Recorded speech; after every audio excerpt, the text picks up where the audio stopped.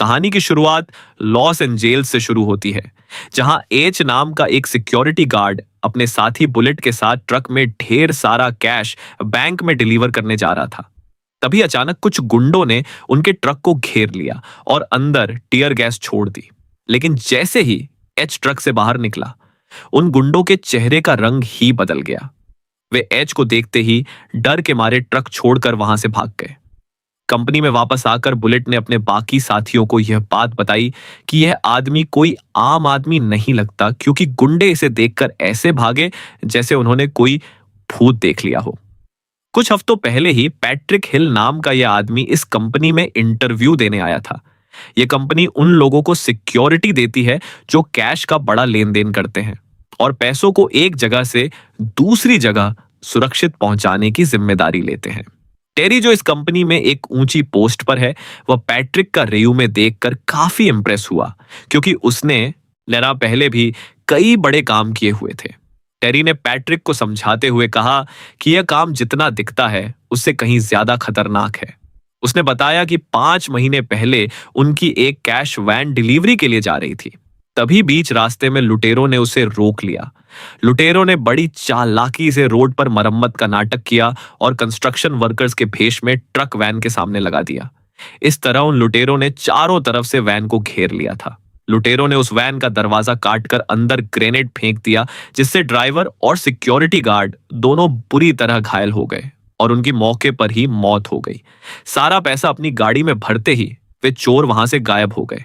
यह सब बताने के बाद टेरी ने पैट्रिक से पूछा कि क्या वह अब भी यह नौकरी करना चाहता है। वह पैट्रिक ने बिना किसी हिचकिचाहट के हां कर दी। तभी वहां बुलेट आया और उसने पैट्रिक से कहा कि यहां तुम्हारा नाम सिर्फ एच होगा और किसी को भी अपना असली नाम बताने की जरूरत नहीं है। इसके बाद एच की 60 घंटे की कड़ी ट्रेनिंग शुरू हुई। नियम यह था कि नौकरी ज्वाइन करने के लिए कम से कम 70% स्कोर करना जरूरी था। एच ने सभी टेस्ट दिए, लेकिन उसने हर टेस्ट में जानबूझकर सिर्फ उतना ही स्कोर किया जितना पास होने के लिए चाहिए था। शूटिंग टेस्ट के दौरान उसकी गोलियां बिल्कुल बाहर वाली रिंग पर लगी, मानो वह जानबूझकर निशाना खराब कर रहा हो ताकि बस पासिंग मार्क्स ही आए। ड्राइविंग टेस्ट में भी उसने आखिर में रिवर्स करते वक्त जानबूझकर उसे कुछ बक्सों में ठोक दिया। आखिरकार उसने 17% का स्कोर कर लिया और उसे नौकरी मिल गई। उसके बाद बुलेट ने एच को अपनी टीम से मिलवाया, जिसका नाम फार्मूला 1 था। ये लोग अजीबो गरीब कोड नेम इसलिए इस्तेमाल करते थे ताकि कोई एक दूसरे की असली पहचान ना जान सके और कोई दुश्मन इनकी कमजोरी ना पकड़ सके। इसके बाद एच को उसके हथियार सौंप दिए गए और उसका काम शुरू हो गया।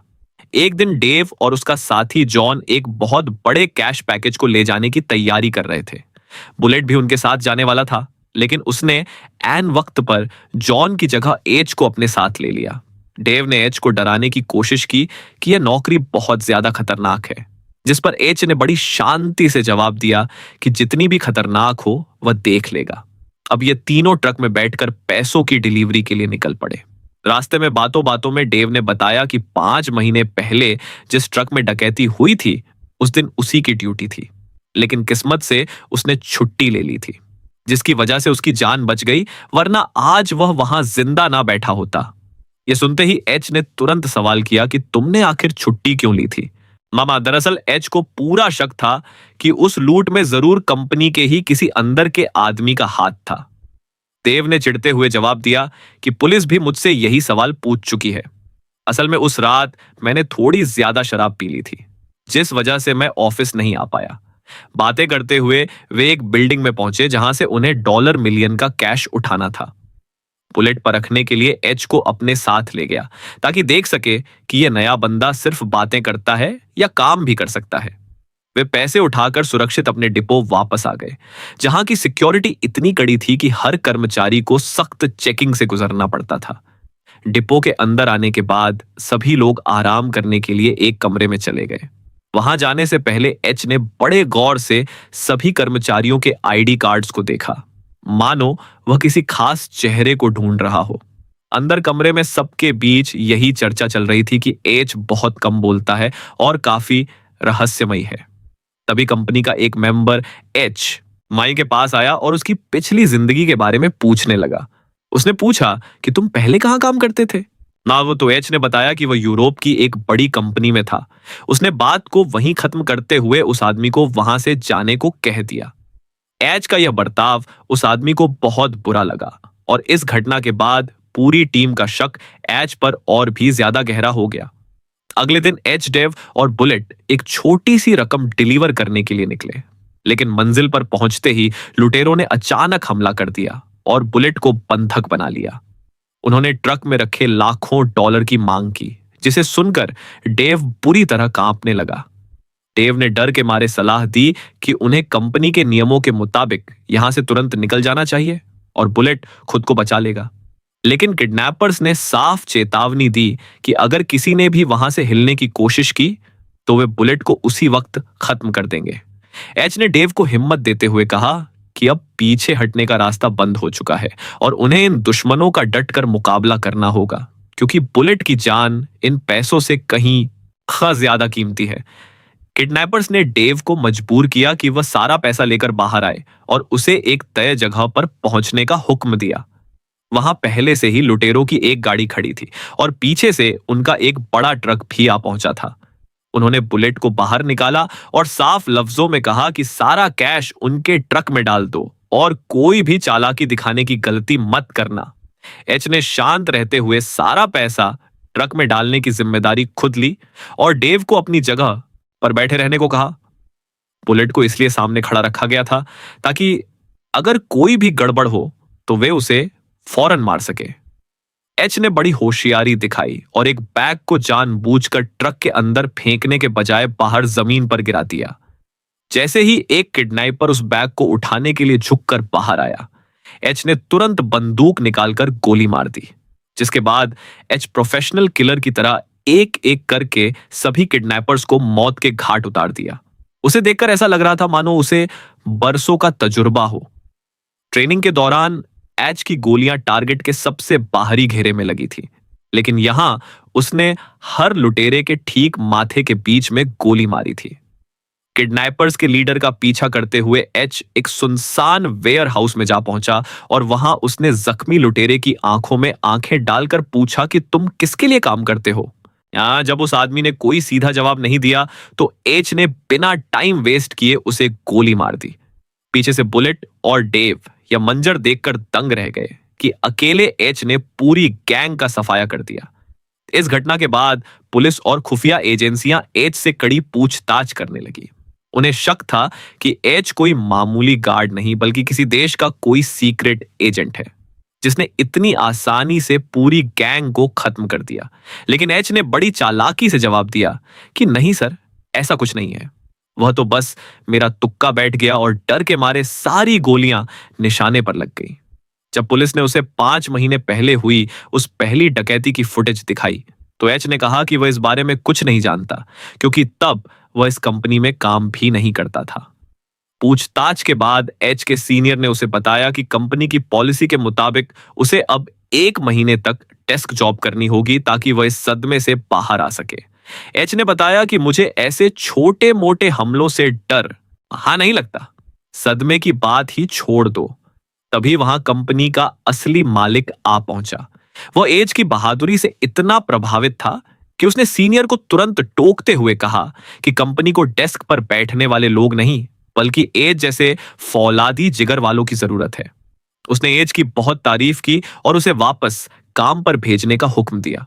उधर एज से पूछताछ करने वाले पुलिस अफसर ने तुरंत अपने सीनियर को फोन किया और एक चौंकाने वाला खुलासा किया। उसने बताया कि यह पैट्रिक हिल वही आदमी है जिसकी तलाश ब्यूरो को पिछले 25 सालों से थी, लेकिन उसके बॉस ने हिदायत दी कि अभी एज के खिलाफ कोई एक्शन ना लिया जाए और उसे वह सब करने दिया जाए जो वह करने आया है। ऑफिसर्स ने अपने सीनियर को चेतावनी दी कि अगर सब कुछ जानते हुए भी एच को कंपनी में रहने दिया तो आगे चलकर कुछ गलत हुआ तो पूरे डिपार्टमेंट की बदनामी होगी। लेकिन उसके बॉस ने साफ कह दिया कि ऐसा कुछ नहीं होगा, क्योंकि एच यहां पैसों के लिए नहीं आया है। वह जो छाप भी करने आया है उसे वह करने दो। इसी बीच एच से मिलने एक औरत आई जिसने उसे एक फाइल दी। इस फाइल में कंपनी के सभी कर्मचारियों का डाटा और एक पोस्टमार्टम रिपोर्ट थी। उन कागजातों को गौर से देखने के बाद एच का शक डायना नाम की एक सिक्योरिटी गार्ड पर गया। एच चुपके से डायना के घर में घुस गया और बंदूक की नोक पर उससे पूछताछ शुरू कर दी। वहां रखे हुए कैश को देखकर एच ने सवाल किया कि उसके पास इतने सारे पैसे कहां से आए। आना डायना ने डरते हुए कबूल किया कि उसने यह पैसे एक शराब की दुकान से चुराए थे ताकि रिटायरमेंट के बाद उसके काम आ सके। उसने कसम खाई कि उसने अपनी पूरी जिंदगी में पहली और आखिरी बार ऐसा कुछ किया है। एच ने उसे कड़ी चेतावनी देते हुए कहा कि अगर उसे इस बारे में कुछ भी और पता है तो अभी बता दें, क्योंकि अगर बाद में उसे कुछ पता चला तो अंजाम बहुत बुरा होगा। डायना के इनकार करने पर एच उसे वार्निंग देकर वहां से निकल गया। इसके बाद कहानी 5 महीने पीछे जाती है, जहां एच अपने बेटे डगी के साथ कहीं जा रहा था। तभी उसे माइक नाम के एक आदमी का फोन आया। माइक वही शख्स था जो कुछ समय पहले कैश ट्रक लूटने आया था और एच को देखते ही भाग गया था। दरअसल माइक फर्टिको कंपनी के एक ट्रक की लोकेशन का पता लगाना चाहता था। माइक ने पहले इस काम के लिए किसी और को भेजा था, लेकिन रास्ते में उसका एक्सीडेंट हो गया, इसलिए अब यह काम एच को सौंपा गया। एच और उसका बेटा गाड़ी में बैठकर फर्टी के डिपो से पहुंचे। अपने बेटे को गाड़ी में ही छोड़कर एच खाना लेने के बहाने बाहर निकला ताकि ट्रक पर नजर रख सके। एच का काम बस इतना था कि वह माइक को खबर दे कि ट्रक दाएं वाले रास्ते से निकलेगा या बाएं वाले से। माइक को लोकेशन बताने के बाद एच ने फोन काटा और खाना लेकर वापस अपने बेटे के पास चला गया। तभी फर्टिको का वह ट्रक जैसे ही एक ब्रिज के नीचे पहुंचा जहां एच की गाड़ी भी खड़ी थी, अचानक लुटेरों ने उस पर हमला कर दिया। लुटेरे ट्रक से सारा कैश लूट कर भागने ही वाले थे। तभी उनकी नजर एज के बेटे पर पड़ गई। उसने इस चोरी को अपनी आंखों से देखा था, इसलिए अब वह इसका इकलौता गवाह था। सबूत मिटाने के लिए एक बेरहम लुटेरा गाड़ी के पास गया और एज के बेटे गाड़ी से बाहर निकालकर रास्ते पर लेटा दिया। उसके बाद उसे गोली मारकर मौत के घाट उतार दिया।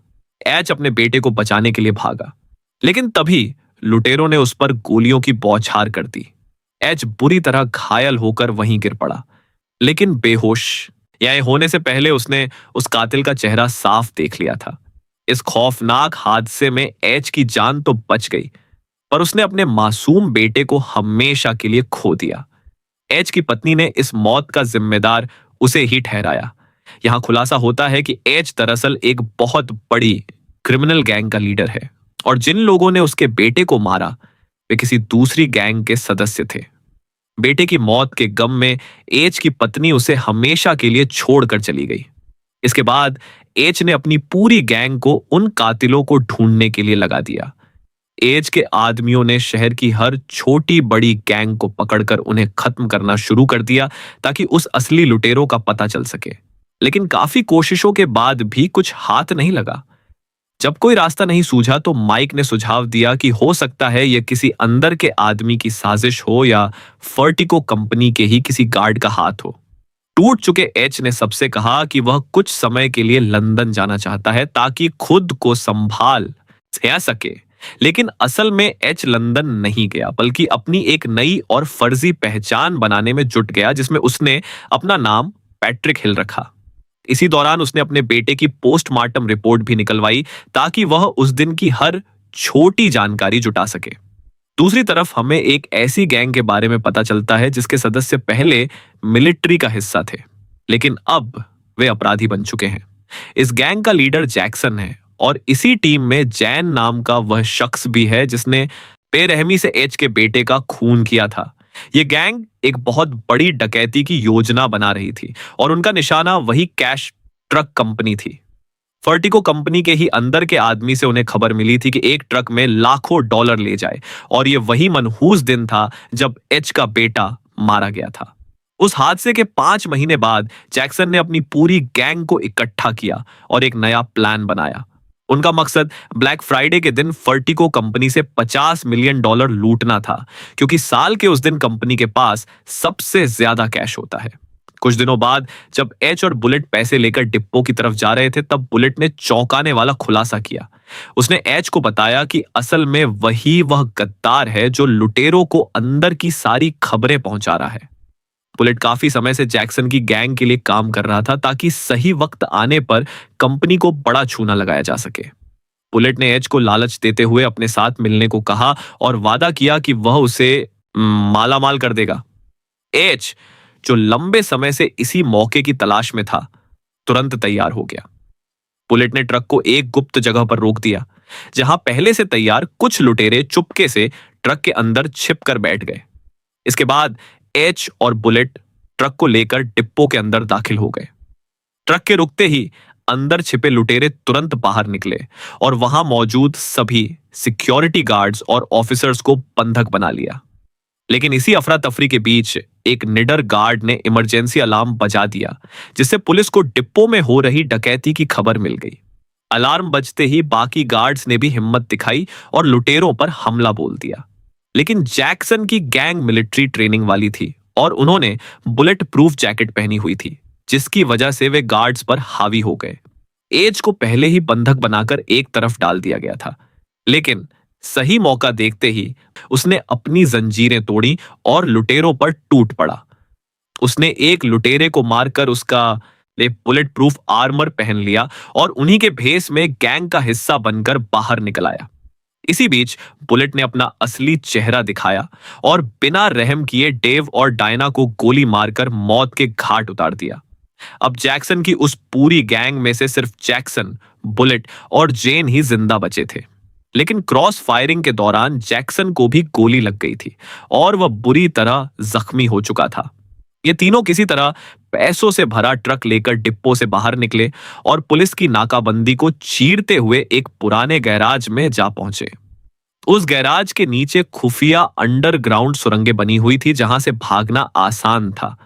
जैक्सन की हालत बहुत खराब थी और उसे शक होने लगा था कि जेन उन दोनों को मारकर सारा पैसा अकेले हड़पना चाहता है। जैसे ही जैक्सन ने जेन पर बंदूक तानने की कोशिश की, मां जेन ने फटाफट उसकी बंदूक छीन ली और बड़ी बेरहमी से जैक्सन का गला काट दिया। अब जेन और बुलेट सारा पैसा लेकर सुरंग के रास्ते अपनी बाइक्स पर एक गुप्त ठिकाने पर पहुंचे, जहां पहले से ही उनकी गाड़ी खड़ी थी। दोनों ने मिलकर सारा कैश गाड़ी में लोड किया, लेकिन उन दोनों के मन में लालच आ चुका था। इससे पहले कि बुलेट अपनी बंदूक निकालकर जेन को मारता, उससे पहले ही जेन ने बुलेट को गोली मारकर वहीं ढेर कर दिया। उसके बाद जेन सारा पैसा लेकर सुरंग के जरिए सुरक्षित बाहर निकल गया। जेन अपने आलीशान फ्लैट पर पहुंचकर आराम कर रहा था। जैसे ही वह नहाकर बाथरूम से बाहर आया, तभी उसे पैसों से भरे बैग्स के बीच रखे एक फोन की घंटी सुनाई दी। जेन ने जैसे ही फोन उठाया, उसके होश उड़ गए क्योंकि सामने एच खड़ा था। दरअसल यह एच की एक सोची समझी चाल थी ताकि वह जेन की लोकेशन का पता लगा सके। एच ने कहा कि जिस बच्चे को तुमने उस दिन ब्रिज के नीचे मारा था, वह मेरा बेटा था। एच ने उसे अपने बेटे की पोस्टमार्टम रिपोर्ट दिखाई, जिसमें साफ लिखा था कि गोलियों से इंटरनल ऑर्गन्स के फटने की वजह से उसके बेटे की मौत हुई थी। एच ने अपनी बंदूक निकाली और जेन के शरीर पर ठीक उन्हीं जगहों पर गोलियां मारी जहां उसके बेटे को लगी थी। जेन की तड़प तड़प कर मौत हो गई और एच ने अपना बदला पूरा कर लिया। इसके बाद एच फ्लैट से बाहर आया, जहां एफबीआई का चीफ पहले से उसका इंतजार कर रहा था। एच ने सारा लूटा हुआ पैसा एफबीआई के हवाले कर दिया और अपनी गाड़ी में बैठकर खामोशी से वहां से निकल गया। तो दोस्तों, वीडियो कैसी लगी कमेंट में जरूर बताएं और चैनल को सब्सक्राइब करना ना भूलें। मिलते हैं अगली वीडियो में, तब तक के लिए गुड बाय।